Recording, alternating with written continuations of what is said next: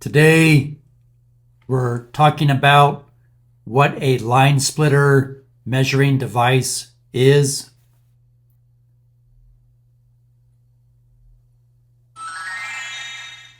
So just to clarify, this video is not about a power cord line splitter like these two examples.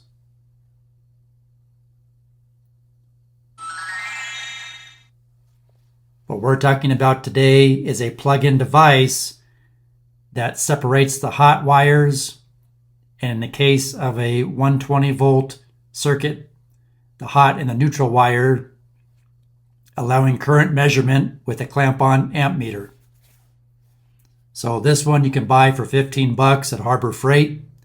And just a quick disclaimer, the products you see on this video, this is not a paid promotion for any product or vendor. So this one, obviously, you plug into a 120 volt, 15 amp receptacle. And then the device you want to measure the amperage on, you plug into the other end of the device. But you'll note this one obviously is only good for a 120 volt, 15 amp single phase circuit.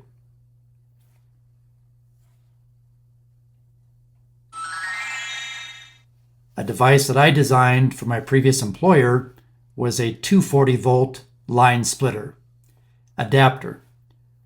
Why is it called an adapter? Well, because they were plugging the male plug into a 30 amp 240 volt receptacle, but yet the pump they needed to test had a NEMA 15 amp plug on it. So I had to make an adapter like this to adapt from that 30 amp receptacle to that 15 amp plug that was on the pump. So this is what I came up with. I used 10 gauge solid copper wire. Now the pump itself only pulled, I want to say, if I'm remembering correctly, maybe 8 amps, 9 amps, around there, give or take.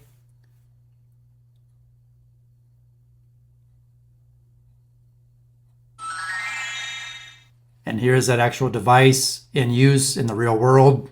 Again, you can see it's plugged into a 240 volt twist lock receptacle. So again, you got two hot wires coming in and a ground, but no neutral wire. Wow. This works well. The only safety improvement I would like to make is to add some braided sleeving to each of the conductors to essentially make each conductor double insulated. This one from Grainger, you can made out of peat. You can get $16.52 for a 25-foot roll and cut it to size and apply this over each one of your conductors for safety. They make them out of Kevlar, other materials as well.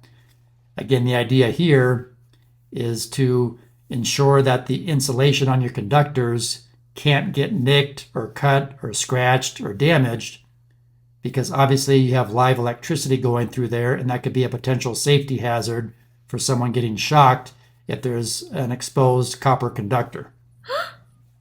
So I'd always recommend to double insulate your line splitter if you have to make one in-house. The reason we had to make one in-house was because we could not source or find a 240 volt single phase line splitter on the open market that also adapted the way we needed it to.